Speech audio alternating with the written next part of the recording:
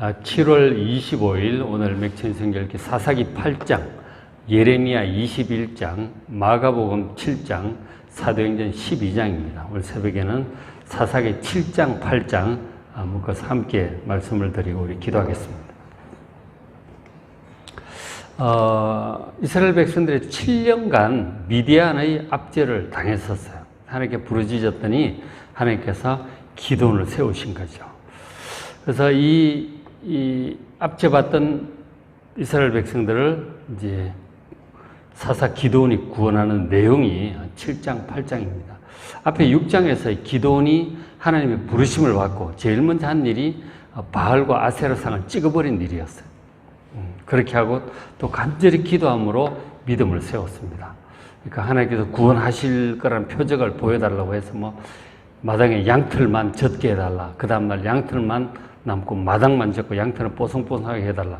그런 기도를 했죠. 그래서 하나님께서 확실히 함께 하시고 도와주시겠구나. 그런데 믿음을 세운 거죠. 그리고 이제 7장입니다.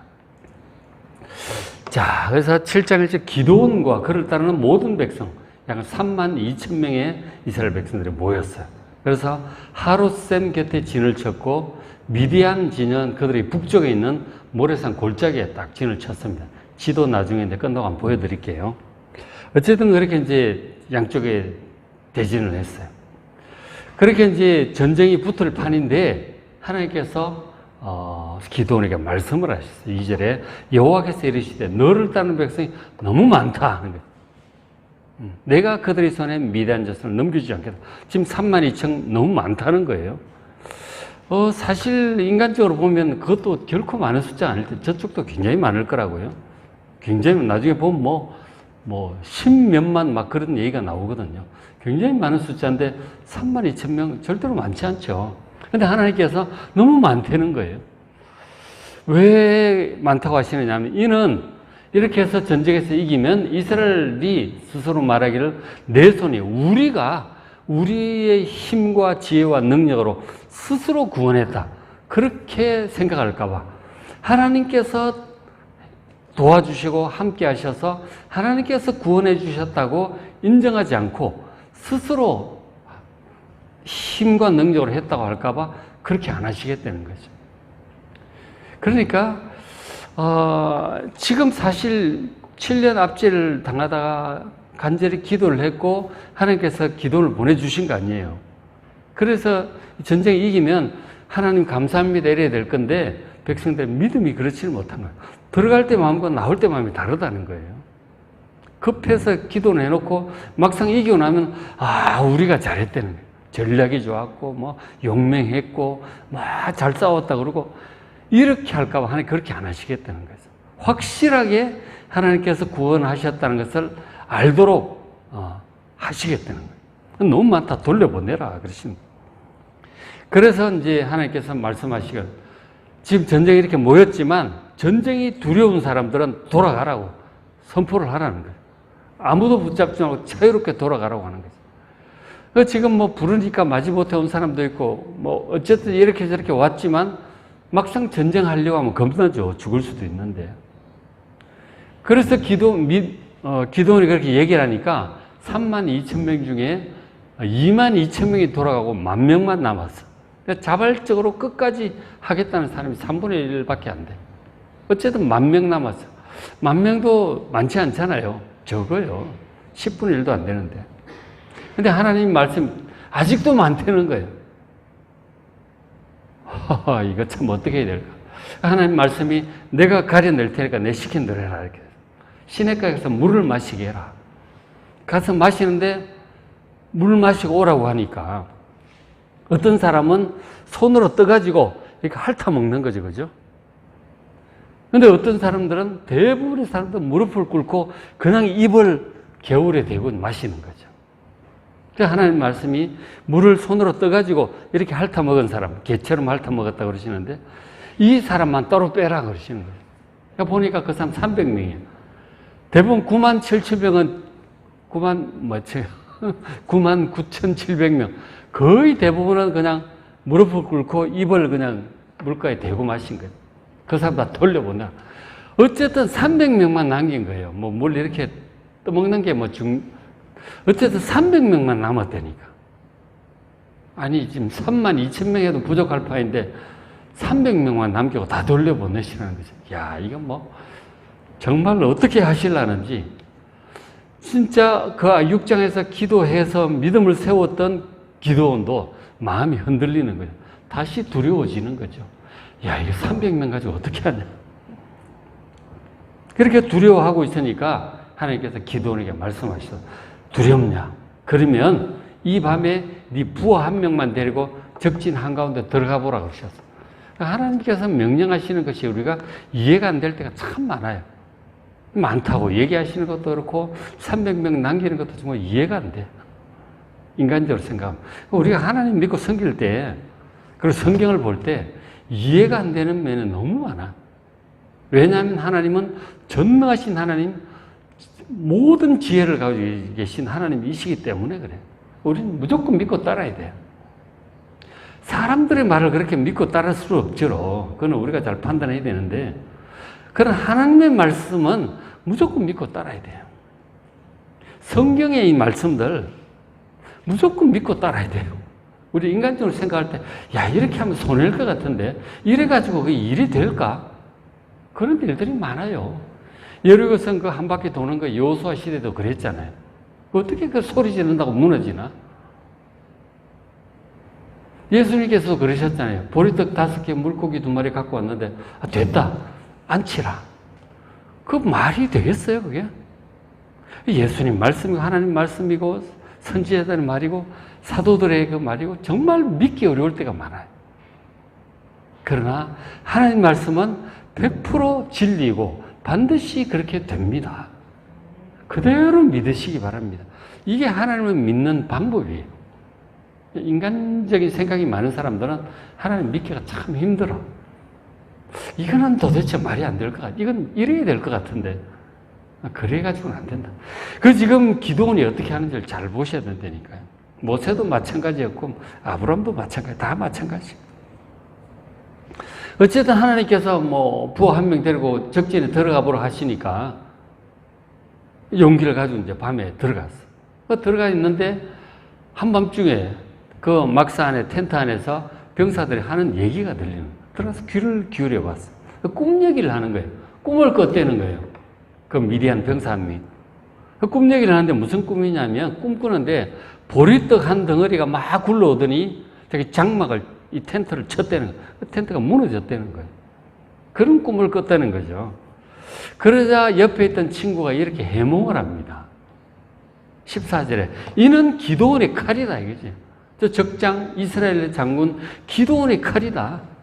하나님이 우리 미디안과 그 모든 진영을 그의 손에 넘겨주셨다. 그런 꿈이라는 거예요. 그 꿈을 이제 바깥 텐트에서 들은 거죠. 15절에 기도원이 그 꿈과 해몽하는 말을 듣고 경배하며 이스라엘 진영으로 돌아옵니다. 이제 믿음이 다시 불붙은 거죠. 다시 하나님께 진짜 어떤 방법인지 모르겠지만 하시겠구나. 믿음이 생긴 거죠. 돌아와가지고 백성들에게 얘기를 합니다. 다 한밤중에 깨우는 거예요. 일어나라. 여호와께서 미디안과 그 모든 진영을 너희 손에 넘겨주셨다. 확신이죠. 지도자의 확신. 정말 중요합니다. 그리고 무엇보다 그를 통해서 온 백성이 하나님께서 저 미디안을 우리에게 넘겨주셨다는 확신을 함께 공유하는 게 중요해요.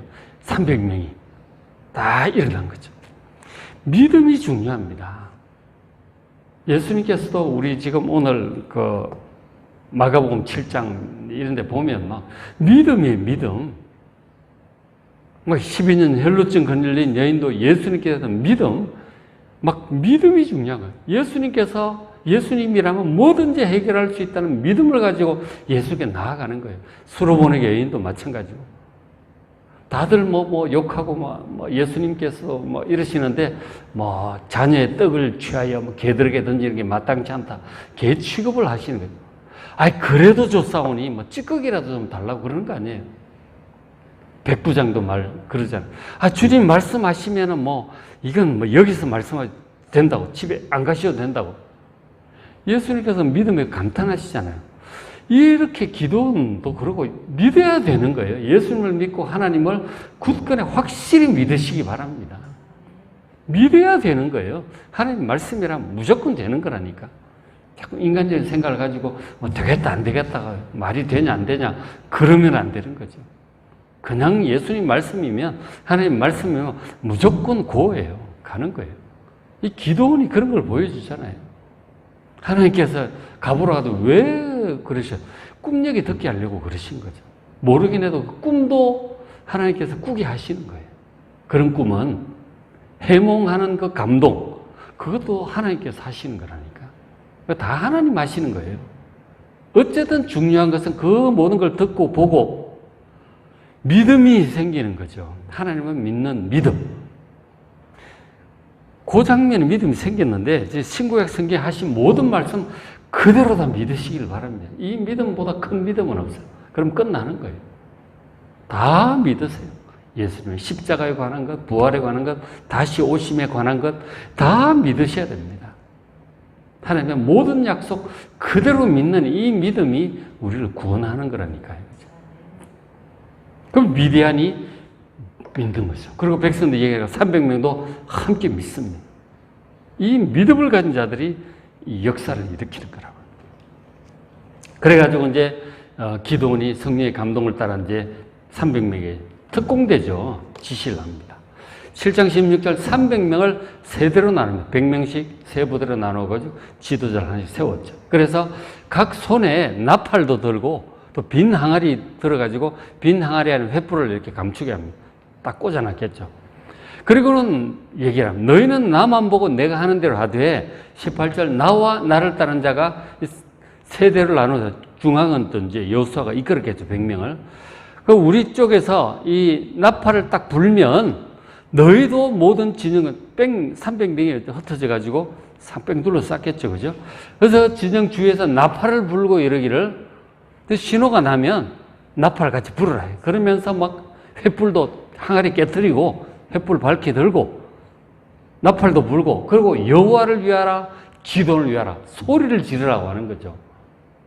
한밤중에 자고 있을 거 아니에요. 가가지고 그냥 사방에 둘러싸고 항아리 사방에서 깨뜨려 그리고 나팔 불고 소리 지르고 하라고 하는 거예요. 신호가 딱 울리면 그렇게 했어요.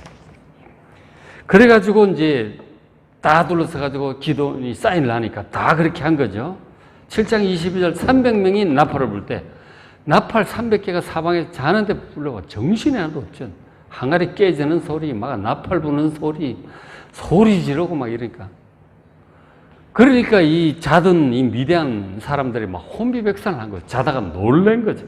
우리 자다가 뭐 조그만 하나만 떨어져도 깜짝 놀라잖아요. 그래가지고 이 자다가 일어나가지고 혼비백산을 해가지고 또 하나님께서 그렇게 하시는 거죠. 친구끼리 막 칼로 치게 합니다. 자다가 컴컴한데 막 놀래가 칼 들고 일어나가지고 누가 적군인지 아군인지 모르죠. 서로 막 치고받고 싸우고 죽이고 난리가 난 거죠. 그러다가는 큰일 났다 그러고 다 도망가는 거예요. 전쟁이라고 하는 것이 한번 두려움에 사로잡히면 뭐 없어요. 그냥 도망가는 거예요. 그래서 스레라의 베시다까지 가요. 막 22절 거기 보시면은 22절 보면 스레라의 베시다 이러고 또 닷밭에 가까운 아벨 머훌라의 경계에 이르렀다. 막 도망가 요단강 건너서 막 도망가는 거죠. 지도 좀 이따 보여드릴게요. 그렇게 했고 그리고 또 23절 보시면 이스라엘 사람들은 이제 또 여기저기서 또 군대가 오는 거죠. 그 전쟁 얘기를 듣고 또 각각 오겠죠. 얘기가 안 되겠다 그러고 다시들 막 왔겠죠. 그 23절에 이스라엘 사람들은 납달리 지파, 북쪽에 납달리 아셀 지파, 그리고 온 므낫세 지파에서 부름을 받고 또 미디안을 추격합니다. 이제 가면서 또 사람도 보냈겠죠. 다시 오라고.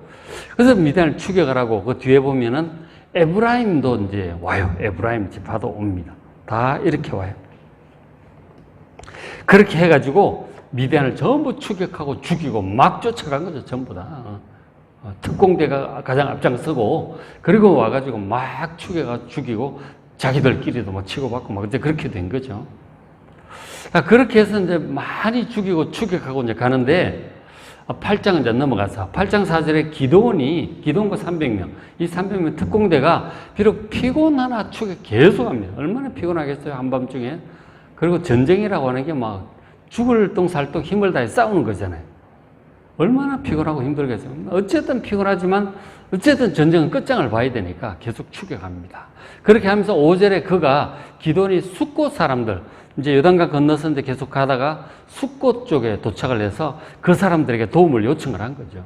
특히 이제 배가 고픈 거예요. 그래서 숫곳 그 지도자들, 장로들에게 가서 얘기를 합니다. 나를 따르는 백성, 이 특공대가 피곤하니 청하건대 그들에게 떡덩이를 주라. 먹을 것 좀 달라. 나는 미디안의 왕들인 세바와 살문나의 뒤를 추격하고 있다. 그 왕을 잡아야 끝이 나니까. 그런데 이 숫곳 방백들은 뭐라고 얘기를 하느냐? 6절에 어찌 우리가 네 군대에게 떡을 주겠느냐? 네가 뭔데? 완전히 개무시하는 거죠. 아니 지금 이스라엘 백성들을 미디안 앞에서 구원하고자 지금 앞장서서 하고 있는데 완전 남 일로 생각하는 거죠. 그러니까 이 기도원이 진노를 하는 거죠. 내가 올 때 너희들 가만두지 않을 거다. 이럴 수 없죠. 그렇잖아요. 말도 안 되지 지금. 목숨 걸고 지금 나를 위해 싸우는데 이럴 수 없잖아요. 그리고 이제 가다가 그 다음 이제 브누엘이라고 하는 곳에 도착을 했어요. 그곳 사람들에게 도움을 요청했어요. 이 사람들도 하는 짓이 똑같네. 아 이거 같이 참전을 못하는데 먹을 것도 안 주겠다. 완전히 무시하는 거예요. 어떻게 사람들이 이럴 수가 있어요. 그 기도원이 화가 난, 가만두지 않을 거다. 일단은 급하니까 지금 이 왕을 먼저 잡아야 끝이 나니까 계속 가요. 가가지고 이제 보니까 이제 이렇게 하고 있죠. 참 우리가 아무리 선한 일을 앞장서서 해도 정말 나 몰라라는 사람 있어요. 정말 교회 일을 해도 그래. 그런 일이 있어요. 정말 무정한 사람들이 있어. 어떻게 그럴 수가 있을까? 그럴 수가 있어요. 사람들이 그렇다니까. 어쨌든 이제 이 300명 특공대가 갔어요. 가서 보니까 10절에 8장 10절 이때에 동방 사람의 모든 군대 중에 그러니까 요단강 건너편 동쪽이죠, 그죠? 그쪽 사람들 미디안, 뭐 아말렉, 동방 사람 연합군을 형성해서 왔었거든. 자, 동방 모든 군대에 칼든 자 12만 명이 죽었어요. 그러니까 12만 명을 죽였다니까. 이제 300명 특공대와 함께 이스라엘 각지에서 올라온 군대들 함께해서 많이 죽였어. 그러니까 참 애당초 굉장히 많은 군대였다니까. 그리고 남은 15,000, 13만 5천 명이 왔다는 얘기죠. 처음 애당초. 15,000명이 남아있는데, 이제 이 사람들 도망 와가지고 이제 여기는 안전하겠지 해서 쉬고 있는 중이었죠.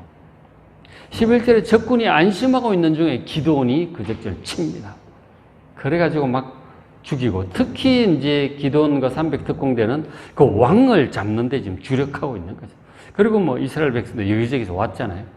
왕을 잡는데 이제 주력하고 있는데 치고, 그리고 12절 그들의 뒤를 계속 추격해가지고 미디안의 두 왕 세바와 살문나를 사로잡습니다. 잡았어요. 그리고 온 진영을 전부 격파합니다. 큰 승리를 거두게 되었던 것이죠. 그리고는 이제 돌아옵니다.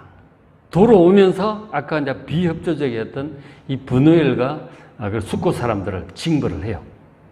그 지도자들을 죽이고 징벌을 합니다. 그러니까 마땅히 해야 될 걸 안 하면 이렇게 되는 거예요. 그죠? 우리가 이제 어떤 일을 이제 앞장서서 할 때 나서서 이렇게 특히 교회에서 특히 그걸 잘 해야 되는 거죠. 앞장서서 적극적으로 협조하고 하나님의 일에 함께 해야 된다는 것이죠. 자, 이렇게 이제 그들 큰 승리를 거둬서 지도를 한번 잠깐 보시면 작죠. 작은데 원래 처음에 이제 군대에 모였던 곳이 바로 여기죠. 하롯셈에 이제 이스라엘 백성들 모였어요. 하롯셈 모였고 여기서 스불론 지파, 납달리 지파, 아셀 지파, 므낫세, 에브라임 남쪽이죠. 다 모였어요. 하롯셈 했고 여기에 모래산이 있다고요. 이 모래산 여기에 미디안하고 동방 사람들 아말렉 군대 그들이 질을 쳐서 싸운 거죠. 싸우다가 여기서 이제 뭐 항아리 깨고 나팔 불고 이제 그런 일이 벌어진 거죠.